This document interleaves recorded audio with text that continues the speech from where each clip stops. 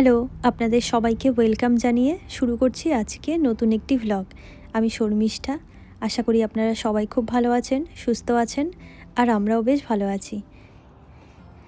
ঘড়িতে সময় এখন সকাল 8টা, আর আজকে হাঁটতে বেরিয়ে ভ্লগটা শুরু করেছি। হাঁটতে হাঁটতে একটু ঘরের পাশেই চলে এসেছি। এখানে এসে দেখছি রাস্তার ধার দিয়ে এরকম কয়েকটা আপেলের গাছ হয়ে রয়েছে, আর এগুলো দেখার সঙ্গে সঙ্গেই আমি এখানেই দাঁড়িয়ে পড়েছি।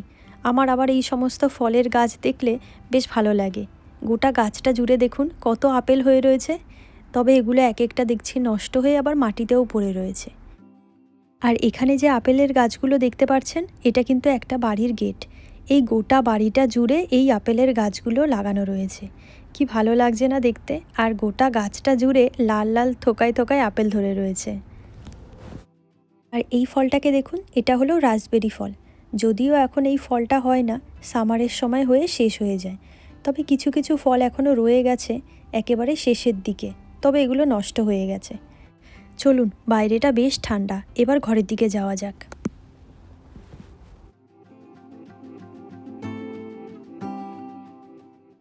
সকালে বাইরেটা অতটাও ঠান্ডা ছিল না, তবে দেখছি হালকা হালকা রোদ উঠছে। রোদ উঠলে ঠান্ডাটা আরও একটু বেশি লাগে। একটু পরে আমি আবার কলেজে যাব, তাই ঘরে এসে হাত মুখ ধুয়ে কাল রাত্রে একটু মেথির জল ভিজিয়ে রেখেছিলাম, সেটাই এখন একটু খেয়ে নিচ্ছি। আজকে আর চাটা খাবো না, ভাবছি কলেজ থেকে এসে একবারেই খাবো। ঘড়িতে সময় এখন ওই 9:30 বাজার পথে। তো চলুন ঝটপট এটাকে শেষ করে রেডি হয়ে বেরিয়ে পড়ি।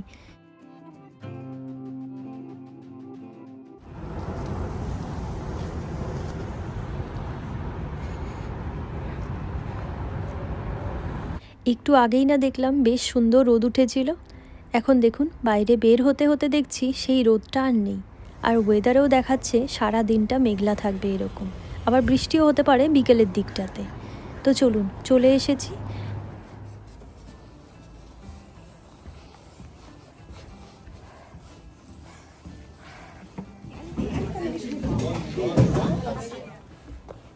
এদিকে আমার ক্লাস শেষ হয়ে গেছে, আর এখন বাড়ি যাওয়ার পালা। বাইরে বেরিয়ে দেখছি এই গাছগুলোকে, এত ভালো লাগছে দেখতে। দেখে মনে হচ্ছে না এটা একটা পোড়ো বাড়ি, তবে এই গাছগুলোকে কিন্তু যত্ন করে লাগানো হয়েছে। বেশ সুন্দর লাগছে দেখতে।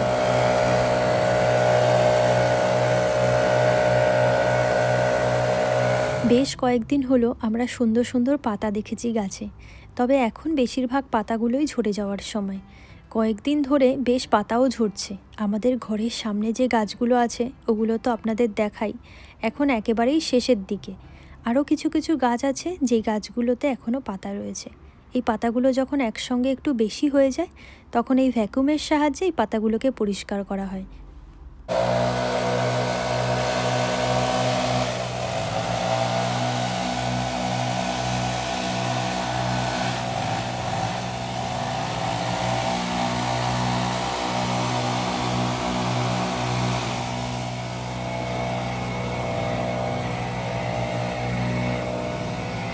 আমি তো ক্লাস থেকে বেরিয়ে এসেছি, তবে ওর আসতে একটু সময় লাগবে, তাই আমি এই জিনিসগুলোকে এখানে দাঁড়িয়ে দাঁড়িয়ে এনজয় করছি। বেশ ভালোই লাগছে পাতাগুলো হাওয়াতে উঠছে সেটাকে দেখতে। এই পাতাগুলোকে সব এখন ওনারা এক জায়গায় করবেন। এরপরে ওনারা একটা গাড়ি নিয়ে এসেছেন, যেটা ঠিক ওনাদের পেছনেই রয়েছে। ওই গাড়িতে করে এই সব পাতাগুলোকে ওনারা সঙ্গে করে নিয়ে চলে যাবেন। এই যে দেখুন, এই গাড়িটা রাখা রয়েছে, তার মধ্যে ছোট ছোট কয়েকটা কন্টেনারও আছে, আর সেখানেই পাতাগুলোকে ভরে নিয়ে যাওয়া হবে। এই ফলগুলোকে দেখেছি ছোটোবেলায় মাঠে হয়ে থাকতো, এগুলোকে দিয়ে আমরা খেলা করতাম। তবে এখানকার মানুষজন জানেন তো এইগুলোকে খায়। এটার নাম আমি সঠিক জানি না কি বলা হয়, তবে ওর আসতে কিছুক্ষণ দেরি আছে। তাই চলুন ও আস্তে আস্তে আমাদের কলেজের কিছুটা জায়গা আপনাদের ঘুরিয়ে দেখাই। এটাই কলেজেরই একটা নার্সারি। এখনও অনেক সুন্দর ফুল হয়ে রয়েছে এখানে, আর অনেক ধরনের সবজিও রয়েছে। আমাদের দেশে তো শীতকালের দিকে বেশিরভাগ সবজিগুলোকে লাগানো হয়, তবে এখানে দেখেছি একেবারে উল্টো। এখানে আবার শীত পড়ার শুরুর দিকেই বেশিরভাগ গাছ মারা যায়।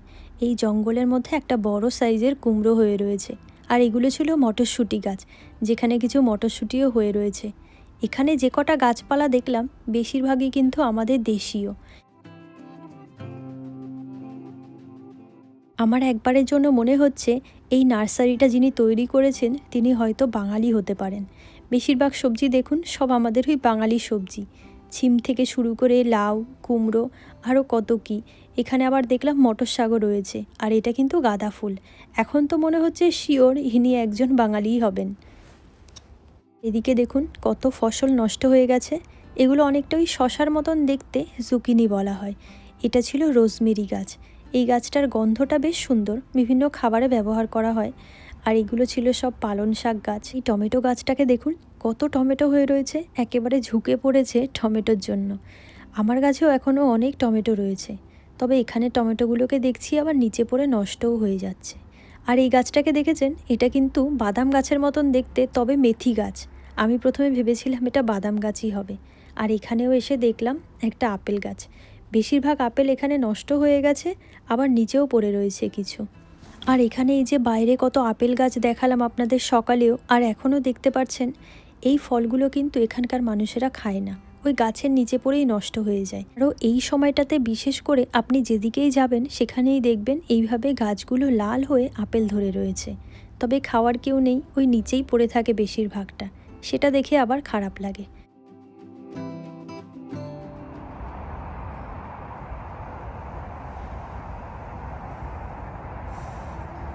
এটা আমার কলেজের মাঠ। এই গাছটা থেকে পাতা পড়ে পুরো মাঠটা দেখুন একেবারে হলুদ হয়ে রয়েছে। কি ভালো লাগছে না দেখতে। এটা আবার কিছুদিন পরে ওরা পরিষ্কার করে নেবে।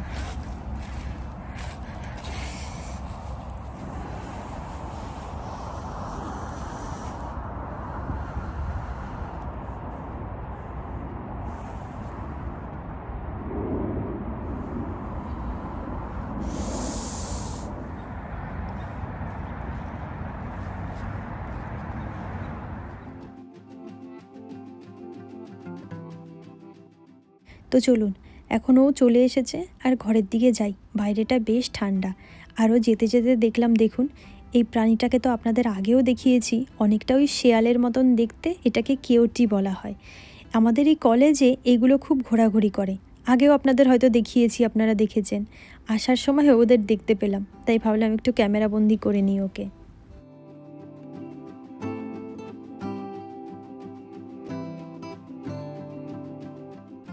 আর এদিকে ঘরে যেতে যেতে চলুন আপনাদের সঙ্গে একটা ভালো খবর শেয়ার করি। আমি তো বাড়ি থেকে এসেছি প্রায় 1.5 বছর হয়ে গেছে। এর মধ্যে আর বাড়ি যাওয়া হয়নি।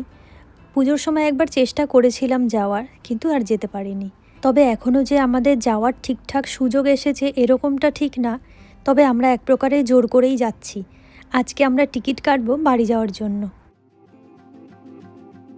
পরে এসে হাত মুখ ধুয়ে ওর জন্য একটু কফি বসিয়ে দিয়েছি, আর আমার জন্য বসিয়েছি একটু চা।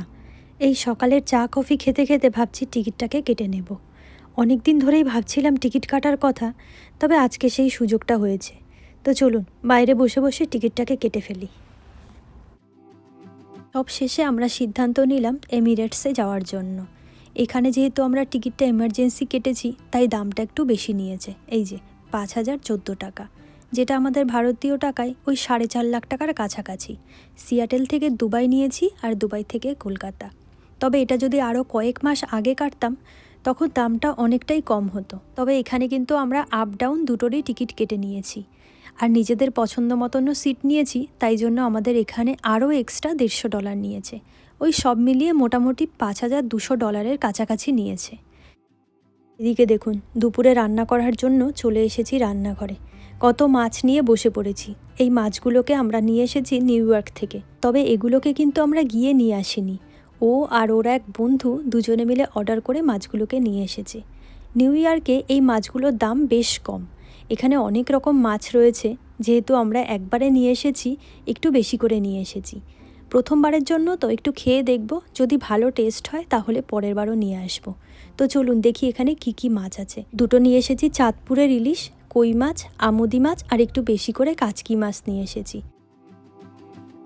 তো চলুন বাড়ি যাওয়ার খুশিতে আজকে একটা ইলিশ মাছ রান্নাই করে ফেলি। আর তার সঙ্গে আরও একটা মাছ বের করেছি। এই মাছটা হলো, মনে আছে আমরা অনেক মাস আগে গিয়েছিলাম শ্যাটফিশ ধরতে, এটা সেই শ্যাটফিশ। আর এই দুটো মাছের মধ্যে পার্থক্য দেখানোর জন্যই আপনাদের সামনে আরও একবার বের করলাম। ইলিশ মাছটা আর শ্যাটফিশটা যখন দুটো পাশাপাশি রেখেছি, দেখুন দুটোর পার্থক্য বোঝা যাচ্ছে খুব সুন্দর করে। একটা একটু বেশি চ্যাপ্টা, আর একটা একটু সরু আর লম্বা ধরনের। আর এই শ্যাট ফিশগুলো অনেক দিন ধরে রয়েছে ফ্রিজে, খাওয়া হচ্ছে না। বাড়ি যাওয়ার আগে এগুলো খেয়ে দিয়ে শেষ করে তারপরেই যাব। তো চলুন এখন মাছটাকে কেটে ফেলি। আর এত সুন্দর ইলিশ মাছ দিয়ে সর্ষে ইলিশ হবে না সেটা তো হয় না। একটু সর্ষে ইলিশ করব এটা দিয়ে, আর একটু বেগুন দিয়ে ঝোল করব পাতলা। ও আবার খেতে বেশ ভালোবাসে।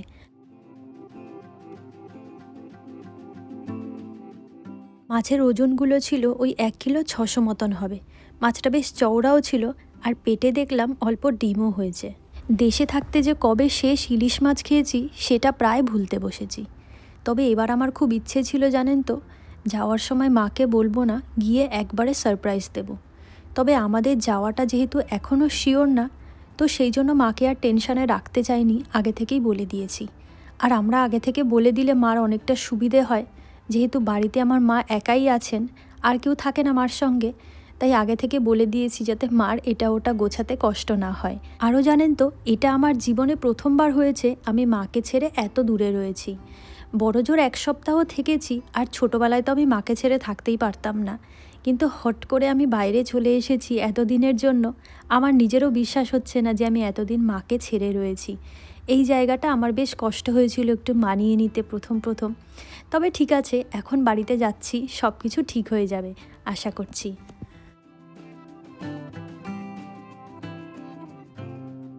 এদিকে আলু বেগুনের যে তরকারিটা, বেগুনগুলোকে আগে ভেজে রেখেছিলাম, সেটা এখন এর মধ্যে দিয়ে দিলাম, আর ওপর থেকে একটু ভাজা মশলা দিয়ে এটা নামিয়ে নেব। তো যাই হোক, চলুন এখন এই সর্ষে ইলিশটাকে রান্না করে নিই। তবে এই সর্ষে ইলিশ রান্না করার কথা ভাবলেই আমার মার কথা মনে পড়ে। মা সর্ষে ইলিশটা খুব ভালো রান্না করে, আর মার হাতের খাবার খেতে তো বেশ ভালোই লাগে, তাই না? সবারই ভালো লাগে। আর আমি তো ওয়েট করছি কখন আমি গিয়ে প্রথম মার হাতের খাবারটা খাবো এতদিন পরে। এতদিন যেহেতু টিকিটটাকে কাটা হয়নি, তাই মনটা অত ছটফট করেনি। আর যেহেতু টিকিটটা কেটে ফেলেছি, মনটা না খুব ছটফট করছে। আর ঘরের মধ্যে থাকতে ইচ্ছা করছে না, মনে হচ্ছে এখনই ছুটে চলে যাই। আমি তো ধীরে ধীরে ব্যাগপত্র গোছানোও শুরু করে দিয়েছি, কোনটা নেব কোনটা নেব না। যাই হোক, এতদিন পর অপেক্ষার অবসান ঘটিয়ে আপনাদের সঙ্গে একটা ভালো খবর শেয়ার করলাম। তো চলুন, এদিকে আমার রান্নাও হয়ে গেছে, আর এখন আমরা খেতে বসে পড়ব। এদিকে প্লেটটাকেও সাজিয়ে নিয়েছি। তো চলুন, আজকের ভ্লগটি আমি এখানেই শেষ করব। আবার আপনাদের সঙ্গে দেখা হবে খুব শীঘ্রই নতুন কোনো একটি ভ্লগ নিয়ে। ততক্ষণের জন্য আপনারা সবাই খুব ভালো থাকবেন, সুস্থ থাকবেন। আর আজকের জন্য টাটা।